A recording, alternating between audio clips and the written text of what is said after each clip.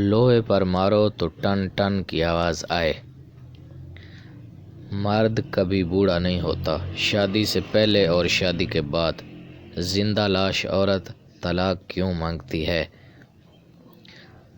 ناظرین، آج ہم بات کریں گے بہت ہی اہم جنسی من گھڑت جنسی نظریات رکھنے والے موضوع پہ۔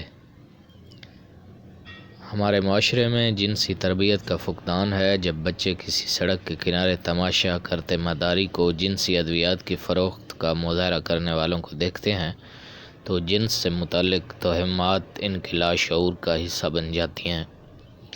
جنسی آگاہی ناپختہ ذہنوں کو اس امر کے متعلق شعور کا متلاشی بناتی ہے، لیکن مجموع میں مداری لوہے پر مارو تو ٹن ٹن کی آواز آئے جیسے فقرے بول کر ناپختہ ذہنوں کو گمراہ کرتے ہیں۔ دوسری طرف گھروں اور محلوں میں نو بیاہتا عورتوں کے آس پاس عام طور پر نوعمر لڑکیوں کا ہجوم رہتا ہے۔ مشترکہ خاندانی نظام جس میں شادی شدہ اور غیر شادی شدہ افراد اکٹھے رہتے ہیں، وہاں بند دروازوں اور کوڑوں کے دریچوں سے آنے والا دبا دبا جنسی شور شادی شدہ عورتوں کا غیر شادی شدہ لڑکیوں کے سامنے بے باکی سے جنس پر بحث مباحثہ اور جنسی چٹکلے ان کے جنسی تجسس کو ہوا دیتے ہیں۔ اس کے علاوہ میڈیا، ٹیلی ویژن، انٹرنیٹ اور کیبل پر پیش کیے جانے والے پروگرام اور اشتہارات بھی ناپختہ ذہن لڑکوں اور لڑکیوں کی جنسی اشتہا بڑھاتے ہیں۔ جب کوئی نوجوان لڑکا یا لڑکی گھر کے اندر شدید جنسی ماحول اور گھر سے باہر گلی محلوں اور بازاروں کی دیواروں پر مرد کبھی بوڑھا نہیں ہوتا، شادی سے پہلے اور بعد کے زندہ لاش عورت طلاق کیوں مانگتی ہے جیسے اشتہارات دیکھتا ہے، اور یہی اشتہارات ہمارے خیالات اور جذبات کو ابھارتے ہیں جو کہ اخبارات کی زینت بنتے ہیں۔ ایک لڑکے کے لیے جنسی عمل کے متعلق بہت شکوک و شبہات پیدا ہوتے ہیں اور اکثریت اپنے آپ کو جنسی طور پر نااہل سمجھنا شروع کر دیتی ہے، جبکہ ایک لڑکی کے لیے مرد کا تصور کسی فاتح اور ہیرو سے کم نہیں۔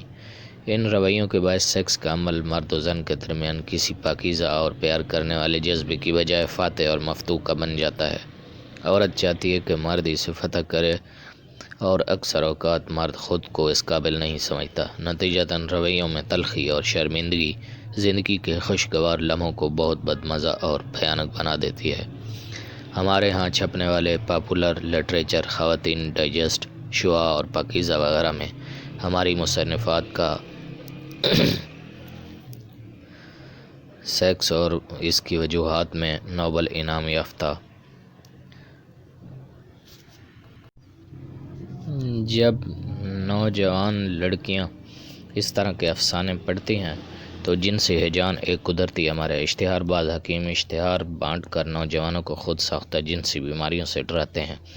یوں ایک منظم مہم سے نوجوان کو یہ ذہن نشین کرایا جاتا ہے کہ وہ جنسی بیمار ہے، انہیں طاقت کے لیے دوا کی ضرورت ہے۔ وہ ان باتوں میں آ جاتے ہیں جو ان کے اپنے طرز زندگی اور معاشرتی رویوں پر مشتمل ہیں۔ مثلاً ہمارے ہاں مرد مشت زنی، اطلام، پتلی منی سے جنسی کمزوریوں، مباشرت سے جسمانی کمزوری کو بڑی شدت سے محسوس کرتا ہے، جبکہ یہ باتیں ترقی یافتہ معاشروں میں بالکل بے معنی سمجھی جاتی ہیں۔ سیکس زندگی کا اہم جز ہے۔ بعض اوقات سیکس کی خواہش اور خوف بھوک اور خوف سے زیادہ شدید ہوتا ہے۔ یہ پریشانی انہیں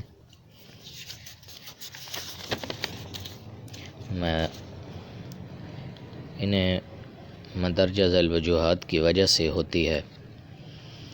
اس لیے لڑکے اپنے عضو تناسل کا دوسروں کے عضو تناسل سے مقابلہ کر کے پریشان رہتے ہیں۔ اکثر لوگ اپنے عضو کا موازنہ بلیو پرنٹ فلم کے جنسی ہیرو سے کرتے ہیں۔ کچھ لوگ اپنے عضو کو اوپر سے دیکھتے ہیں جس سے چھوٹا نظر آتا ہے۔ عضو کو آئینے کی مدد سے سائیڈ سے دیکھنا چاہیے، پھر اس کا سائز معلوم کیا جا سکتا ہے۔ کچھ افراد جن کا پیٹ باہر نکل آتا ہے، انہیں اپنا عضو پہلے سے بھی چھوٹا محسوس ہوتا ہے، جس کا صحیح اندازہ پیٹ کو زور سے اندر کی طرف دبا کر کیا جا سکتا ہے۔ لمبے عضو کی عورت کے نزدیک اہمیت کیا ہے، آج ہم اس میں جانیں گے۔ عورت بہت سے لمبے عضو کا تقاضا نہیں کرتی، بلکہ عورت کے نزدیک چھوٹا عضو تناسل بہت اہمیت کا حامل ہے۔ جس طرح مرد اپنے عضو کے متعلق بہت فکر مند ہوتے ہیں، اس کے برعکس عورت کو اس کی قطعی کوئی پرواہ نہیں ہوتی۔ عورت کی جنسی تسکین اور عضو تناسل کی لمبائی۔ یہ بات بالکل غلط ہے کہ گدھے جیسے لمبے اور موٹے عضو تناسل سے عورت کی بھرپور جنسی تسکین ہوتی ہے، بلکہ ایسا عضو تناسل عورت کی تسکین کی بجائے درد کا باعث ہوتا ہے۔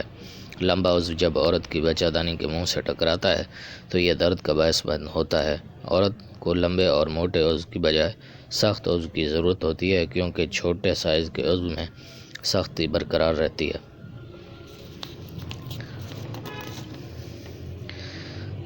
لمبے عضو تناسل کی کوئی اہمیت نہیں۔ عورت کی انتہائی نہانی کی اندرونی دیوار اندر کی جانب فولڈرز کی صورت میں ہوتی ہے۔ جس قدر عضو کی موٹائی ہوگی، فولڈر اسے اتنی ہی جگہ دیں گے، لہذا عضو تناسل کی موٹائی کی اتنی اہمیت نہیں جس کے لیے مرد اتنے پریشان ہوتے ہیں۔ عضو تناسل کی لمبائی بڑھانے کے بے شمار طریقے، تلا، مشین، آرگن ڈویلپر اور کئی قسم کے ویکیوم گولیاں جن کے اشتہار بڑے جوش و خروش سے دیے جاتے ہیں، حقیقت میں ان کی کوئی اہمیت نہیں۔ عضو تناسل کی لمبا موروثی ہوتی ہے۔ یہ خصوصیت بچوں میں والدین سے منتقل ہوتی ہے، لہذا اسے مصنوعی طریقے سے نہیں بڑھایا جا سکتا۔ تلا چونکہ یہ ہلکی سی جلن پیدا کرتے ہیں جس سے ہلکی سی سوجن پیدا ہوتی ہے۔